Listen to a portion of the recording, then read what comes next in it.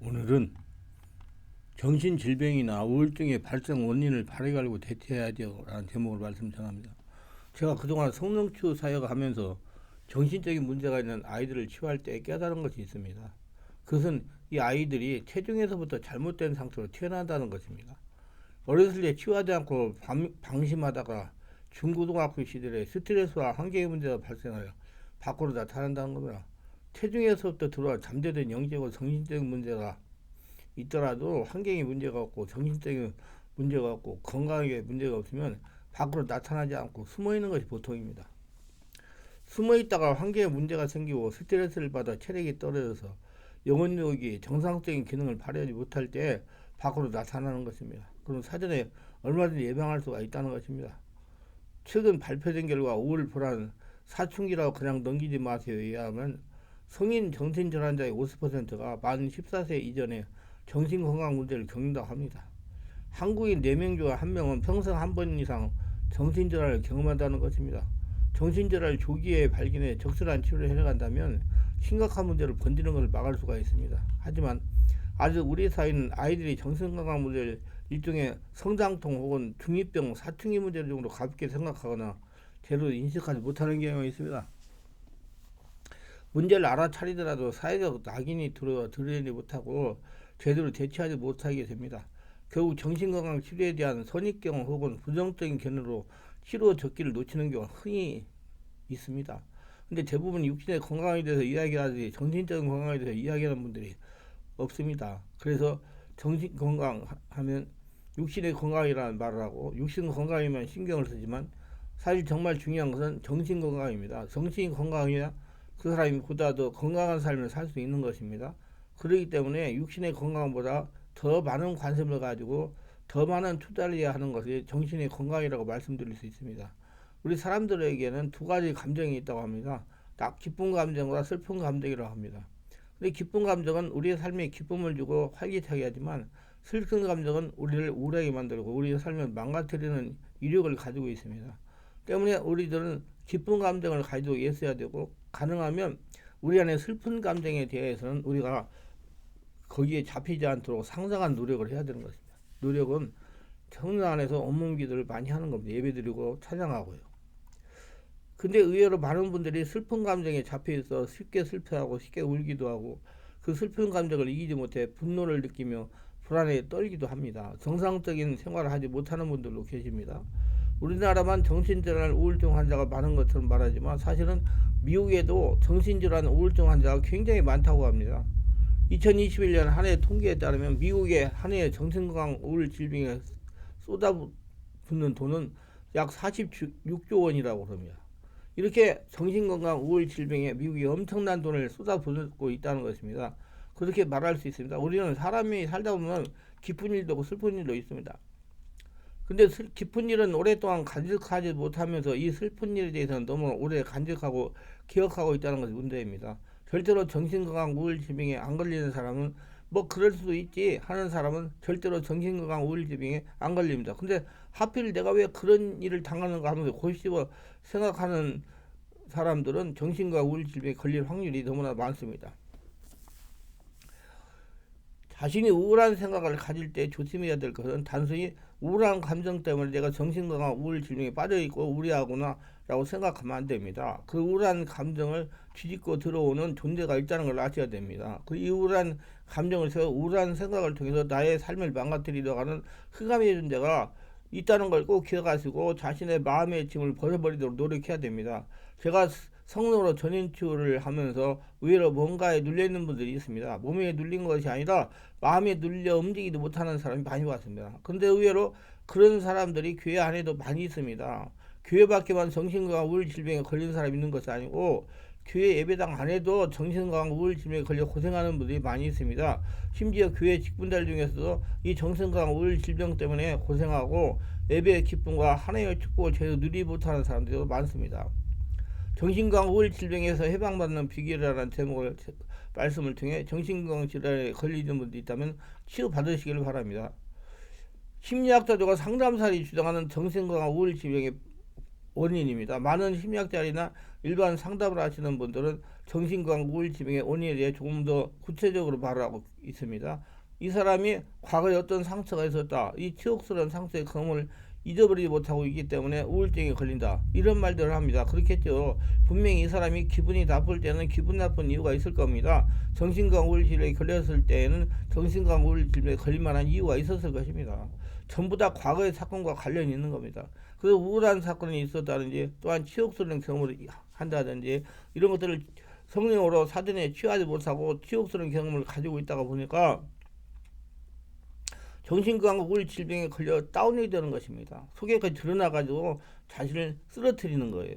그런가 하면 이 치욕스러운 상처 경험으로 인해 이 사람의 사고가 너무 부정적인 그런 사고로 가득하기에 정신건강 우울 질병에 걸릴 수밖에 없는 것입니다. 이 사람이 이 상처를 드러내고 누군가에 얘기하면 치유될 수 있는 길도 있을 것인데 드러내지 않고 자꾸 혼자 마음의 벽을 쌓는 겁니다. 누가 알까봐서 노심초사합니다. 저는 이런 분들이 많이 봤습니다. 뭔가 말을 하면 도와줄 수 있는 길이 있겠고 말을 하기만 하면 해결될 수 있는 길이 있겠는데 말을 하지 않는 겁니다. 마음의 벽을 자꾸 쌓는 겁니다.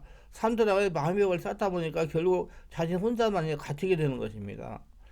마음의 벽을 자꾸 쌓아보세요. 자신 앞에 벽을 쌓아보세요. 자신만 저 멀리 보이지 못하고 다른 사람은 다 보게 됩니다. 정신과 우울질병에 걸리신 분들은 보고만 해도 치유받기 원하는 마음을 가지고 목사님이나 내면치유 사역자에게 찾아가서 자기의 심정 상태를 정확히 말을 하면 충분히 치유될 수가 있는데 말을 너무 안 하는 것입니다. 입을 다물고 마음의 벽을 그대로 쌓고 있다가 보니까 치유될 수 있는 길이 없어지고요. 치유될 수 있는 시기를 놓치는 겁니다. 이런 것은 굉장히 위험한 것입니다. 그러다가 정신건강 우울 질병에 걸린다고 말을 하고 있습니다. 우리는 이런 것들을 잘 참고해야 되겠습니다. 맞는 말에게 치유에 참고해야 됩니다. 그러나 정신과 의사들이나 심리학자들은 모르고 있는 것이 무엇이냐면 영적인 배경을 모릅니다. 다시 말해서 보이지 않는 영적인 문제를 모르는 것입니다. 모든 사람이 상처가 있을 수 있고 모든 사람이 부정적인 생각이 있을 수 있고 모든 사람에게는 마음의 벽을 쌓아줄 수 있는 가능성이 다 있으나 이런 것들을 통해 배우의 귀신이 사람을 정복하는 엄청난 영적인 존재가 사람을 공격하는 무엇인가가 있다는 걸 의사들은 심리학자들은 모르고 있다는 겁니다. 그래서 약물 치료를 하고 심리 치료하는 이유는 그 부분에 대해 모르기 때문에 자기 아는 분야만 치료하는 대책을 세우다 보니까 약물 치료를 하고 심리 치료를 하는 겁니다. 그러나 저희들은 이 두 가지를 충분히 참고해야 됩니다. 의사들의 말이나 심리학자의 말 충분히 참고하면서 우리가 조금 관심을 가지고 이 사람에 대해서 도와줘야 할 부분이 있다면 영적 문제에 대해 영적인 배경에 대해 자신에게 이런 생각을 자꾸 넣어주는 존재에 대해서 영적으로 말해줄 필요가 있다는 것입니다. 그러니 정신건강의학과 의사들이나 심리학 의사들이 하는 사역은 서로 보완하면서 사역하면 참 좋습니다. 너무 한쪽만 주장하면 고립될 수가 있기 때문입니다. 저는 이런 부분을 심리학자들의 말도 조금 참고하는 것도 좋다고 봅니다. 그럼 우리 성령치유, 내면치유를 하는 사역자들이 주장하는 정신건강 우울 질병의 원인입니다. 어떠한 형태의 죄든지 적은 것이 씨앗이 되어 누르고 가서 우리의 정신과 마음과 육체를 파괴해 나가는 겁니다. 표면적인 생각이 잠재까지 진행되어 신경세포가 파괴되고 자율신경이 파괴되어 자신의 생각이나 의지에도 조절이 되지 아니합니다. 말소신경이 다가온 내장계의 파괴를 가져오고 뿐만 아니라 인체의 호르몬 기능이 조화를 잃게 됩니다. 이로 인해서 체액과 혈액이 산성화되거나 혼탁이 되어 인체의 여러 가지 질병에 대한 면역력이 상실됩니다. 그래서 특별한 부위의 세포가 비정상적인 세포로 파괴되면서 육체의 병으로까지 진행되는 것입니다.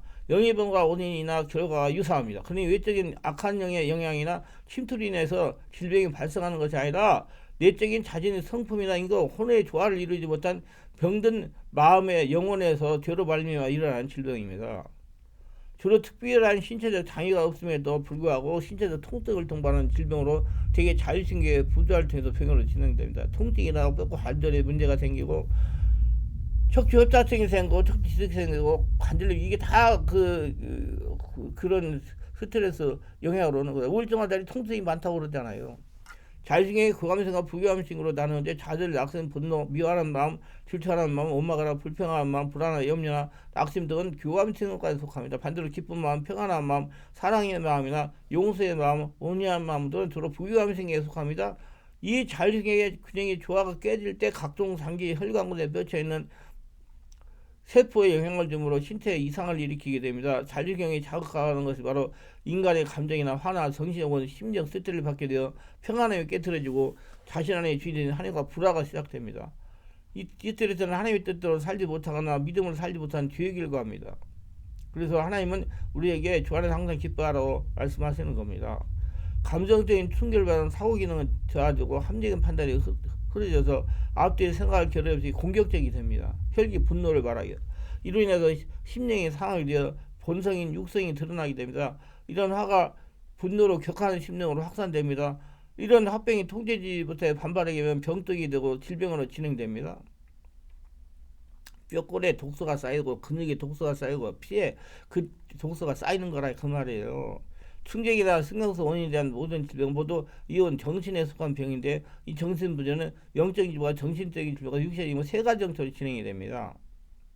화나 분노가 뇌쪽으로 스며들어가 발산되지 않은 상태로 속으로 심령이 상하게 됩니다. 정신적인 손상이 계속되어 뇌신경세포 파괴가 진행이 되면 노이로제나 우울증 및 정신병으로 치매로 발전하게 됩니다. 그렇지 않고 내장기관의 신경세포가 손상이나 자극이 계속되면 육체적인 질병으로 발전하게 되어 심신상관병으로 마음의 병으로 발전하게 됩니다. 심신상관병이란 육체 이상 현상으로 발전된 마음의 병을 의학적으로 심신상관병으로 말합니다. 질병의 발생은 대략 이렇게 진행이 됩니다. 제1단계 환경위기예요. 사업이나 직장, 가정 및 인간관계 파탄이나 다른 사람부터 영향이나 자극이나 마음의 충격을 받게 됩니다. 정신에 문제가 생기게 된다는 말이다. 두 번째 단계 자의위기예요. 이들 자신의 인격이나 체력이나 믿음으로 소화하지 못하면 내적인 갈등이나 불안, 염려, 의심, 초조, 미움, 원망, 불평, 혈기 등을 발동하여 육성이 발동이 됩니다. 3단계 영적이요. 갈등이나 불평이나 미움이나 원망이 심화되어 말로 불평을 나타내는 행동으로 표현하게 되고 영역이 소멸되고 심령이 메말라며 보복하는 심령이 되거나 기도가 막히거나 여러 가지 육체일로 이쪽으로 나타납니다. 다른 사람의 말을 들고 가지 않고 무조건 혈기로 짜증은 많이 납니다. 제4단계 신체적이요. 정신적인 영적인 이상, 육체적인 이상 현상들이 위쪽으로 나타나기 시작하여 분명한 질병 형태로 나타납니다. 정신이상 우울증 불면으로 나타납니다. 장기의 질병으로 나타납니다. 정신의 충격을 받아 귀신이 침입한 겁니다. 이제 다섯 번째 장애는 파멸위기예요. 질병이 악화되어 영혼을 파멸을 가져오거나 나아가서는 육신의 사망으로 연결되기도 합니다. 혹은 신경소로 파멸되면 돌이키기 어려운 정신적인 이상을 가져오거나 영적으로 악화되면 귀신이 침입해 자리를 잡으면 파멸위기를 맞게 되는 것입니다. 그래서 이렇게 진정이 되기 전에 알고 치유해야 돼. 예방신앙이 좋아요. 그리고 주기도 영성 검진을 제가 많이 강조합니다. 성령 세례받고 성령으로 충만받는 신앙생활을 해라. 보편적으로 마음의 병이란 여기에서 혼 정신병으로 분류했습니다. 신경성 원인에 대한 질병으로 육체의 질병으로 외부적인 쪽으로 심하게 발전되지 않는 상태의 질병을 말합니다. 특별히 내분비 계통과 신경계통과 잔류형기세에 발병되어진 경우입니다. 그러나 이 혼 마음의 병 가운데 육체 이상현상으로 발전된 혼 마음의 병은 의학적으로 심신상관병이라고 그래요. 신경성이라고 그러죠. 흔히 병의 원인을 의사들이 신경성이라고 말하는 것입니다. 이런 신경소로 하는 질병은 육체의 질병과 같은 증세와 형태를 가지고 있습니다. 이에 대한 치유 사역은 마음의 내적 치유 사용 방법과 함께 육체의 질병이 일어나는 치유 사역을 겸하면 효과적입니다. 성령의사가 일어나야 돼요. 무시 잠자리에서 이걸 정화시켜야 되니까. 성령세를 받아야 돼요. 우울증이나 또한 정신병 같은 경우라도 육체적 손상으로 인한 정신병이나 약물 중독에 의한 육체의 병에 준하여 치유해야 됩니다. 정신질환, 우울증 질병의 발생은 유전적 영향이 큽니다. 부모가 모두 전질분리의 병이면 자녀가 정질분리의 병에 걸릴 가능성은 39%이고 형제들인 경우에는 14.2%, 사촌인 경우는 3.9%, 손자, 손녀인 경우는 4.3%에서 세상보다 흐린과가 가까울수록 발병 가능성이 높아진다고 합니다. 그래서 제가 부모님들이 그랬으면 자녀한테 오니까 미리 예방하라 그래요. 건강할 때 예방해야 돼요. 나중에 체력이 있도록 스트레스 받아가지고 체력에 감당을 못하면 그때 딱 드러나가도 문제를 일으키기 때문에 정신을 우울 질병에 영향한 성격 이상은 혼적인 병이 상당히 진행된 상태입니다. 병든 밤이 여러 가지 영의 질병으로 나타나거나 영적으로 파멸되어가는 영적 현상이요 이상 인격이며 병든 영혼입니다. 건전한 마음과 건전한 인격을 단순히 마음에서 나오며 어린아이 같은 순전한 마음에서 나오게 됩니다. 그러나 교만한 마음이나 복잡하고 혼란한 마음이나 정신 상태는 비정상적 인격 현상을 일으킵니다. 성격 이상이나 괴팍한 성격증이나 지나친 의심, 지나친 이기주의, 지나친 고집, 지나친 질투, 지나치게 자주 발생 혈등이 현행 결벽성, 지나치게 말이 많거나 지나치게 말이 섞거나 지나치게 불교하면 지나치게 게으르거나 지나치게 인색하거나 이건 병적이라고 할 수 있는 상태이며 이는 혼 마음의 병이 상당히 진행된 상태입니다. 상당히 오래까지 치료를 받아야 돼요. 본인이 인정하자면 치료받아요. 게다가 보면 이러한 혼의 질병들은 하나님의 축복의 선물이라고 할 수가 있습니다. 이유는 혼의 질병을 치유하려고 예수님이 믿기 때문에요. 성령이면 성화를 잃어버린 너무나 복잡한 인간의 육신적인 마음에서 나오게 됩니다. 믿음으로 살지 않고 영으로 살지 않는 육신적인 생활태도는 신경력에 지나친 소모를 가져오거나 혼적인 병의 열매로 나타납니다. 영적으로 육체의 일로 나타나며 육신적으로 사망의 싹신 육신의 질병으로 나타나며 혼적으로는 영혼의 질병으로 나타나는 성격 이상, 인격 이상으로 발전하거나 좀 더 심해지면 정신 이상까지 발전되기도 합니다.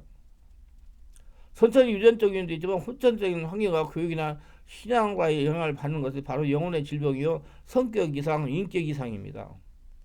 과학사나 의사나 불신자는 혼의 병을 윤리도덕이나 심리적이나 의학적 혹은 과학적으로 고치려고 합니다. 이 성격 이상은 고착되어 굳어있고 자신의 존재 자체로 되어 있기 때문에 인간의 어떠한 가르침이나 수양으로 근본적인 치료는 불가능합니다. 영혼의 질병은 단순한 혼의 기능 이상만이 아니라 영의 기능 이상과 문제이기 때문입니다. 영의 변화는 오직 예수의 행위하면서 하나님의 성령만이 변화시킬 수가 있어요. 여기 성령을 세례받고 충만 받아서 온몸 집중기를 그래서 제가 올라가면서 계속 하는 거예요. 이걸 미리 예방하기 위해서. 치료하고 예방하기 위해서. 영의 변화는 영의 깨달음이 있어야 되는데 이 영의 깨달음은 하나님의 은혜와 성령의 선물입니다. 말씀과 더불어 성령 역사는 기름 부음이 있어야 되며 성령의 나타남이 있어야 됩니다. 이런 성령의 기름과 나타나면 영적 지각 기능이 살아나서 지각되는 영적 감각이 있는 사람이어야 합니다. 성령의 역사에 민감한 반응을 수 있는 사람이어야 하는데 하나님의 성령은 예수의 피로 씻어진 심령, 거듭난 심령이 아니면 역사하지 않기 때문에 현재는 의학적으로 거의 불가능합니다. 그 의학적으로 안 돼요. 예수 믿고 성령을 세례받아서 무의식 잠재의식은 성령 역사를 취해야 돼. 그래서 미국에서는 병원에서 내적 치료하는 목회자가 내적 치료를 한다고 그러잖아요. 그래서 원전히 치료한다고요. 맞는 말이에요. 정신이라는 우열 질병은 심리학적이나 교육적으로 어느 정도 호전될 수 있지만은 근본적으로 고치지 않는 겁니다. 그러니까 여러분 의사들이 심리치료 못 받게요. 자기 자녀들 문제가 있으면 알고 근본적으로 고쳐지지 않기 때문에 믿음의 사람에서 성령의 도우심 받지 않고는 불가능한 사실을 인지하고 성령 사에게 민감하게 반응하는 영성이 필요한 것입니다. 예수를 10년 믿어 변하지 않는 것은 이러한 이유에서입니다. 또한 성령 응사자라고 자랑하는 사람이나 기도를 하루에 몇 시간씩 하는 영적이라는 사람들도 인격이 변하지 않는 것은 이런 영적 원리를 적용하지 않고 살기 때문이에요. 성령 안에서 온몸 기도를 하지 않기 때문에 성령으로 온전히 지배되지 않게 돼요. 영의 사람으로 살지 않기 때문입니다. 이런 영적 원리를 적용하고 사는 삶의 태도가 하나님의 영으로 인도받는 삶입니다. 성령은 말씀 속에 있으며 두 번째 심령 속에 있으며 우리들 가운데 역사하고 있습니다. 그래서 마음을 열고 영으로 기도를 해야 성령이 충만한 겁니다. 그래야 영의 사람으로 성령의 인도를 받을 수가 있습니다. 영의 사람 어떤 사람이냐? 성령의 지배 인도를 받으며 성령으로 진리를 깨달으며 성령의 음성을 듣고 순종하고 따라가는 사람, 사람의 가르침이 아니다. 자꾸 문제 있으면 사람한테 쪼가리고 앉지 말라고 자꾸 이 얘기하는 거예요. 그건 육이기 때문에 하나님 역사가 안 일어나요. 이제 자꾸 기도해가지고 문제를 해결받으려고 노력하지. 자기가 직접 하는 게 들어서 그게 영의 사람이에요. 영적 원리를 잘 활용하여 영혼을 인도하시는 사역자가 눈을 뜬 인도자입니다. 이러한 영적 원리를 적용하고 사는 것이 신앙생활이에요. 소경이 인도하면 다 같이 멸망합니다. 그래서 영적 지도를 잘 만나야 돼요.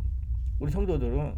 그래서 성령사를 잘 이해하고 성령이 나타나는 영적 현상과 그 원리를 이해하며 영적을 뜨는 지름길입니다. 그래서 바로바로 알고 대비해가지고 자기 안에 있는 불안전 요소들, 정신 질병을 일으킬 요소들이 잠재기 있는 것들을 성령사로 다 정화시키고 노출시키고 그들 이치를 폭로하게 해가지고 떠나보내가지고 모두 건강하게 잘 지내시기를 바랍니다. 기도합니다. 오늘도 저희 설교를 끝까지 들어본 줄 특보가 없어서 특별하게 구독, 좋아요, 알람 설정, 후원하신 분들을 기억하시고 성령으로 세례받고 영안이 열려서 살아있는 하나님의 성도로 살아가며 자신이 하나님 나라 보물을 이제 평생 하나님과 동행하며 하나님의 특권을 거두리며 살게 하옵소서. 예수님의 이름으로 기도드립니다. 아멘.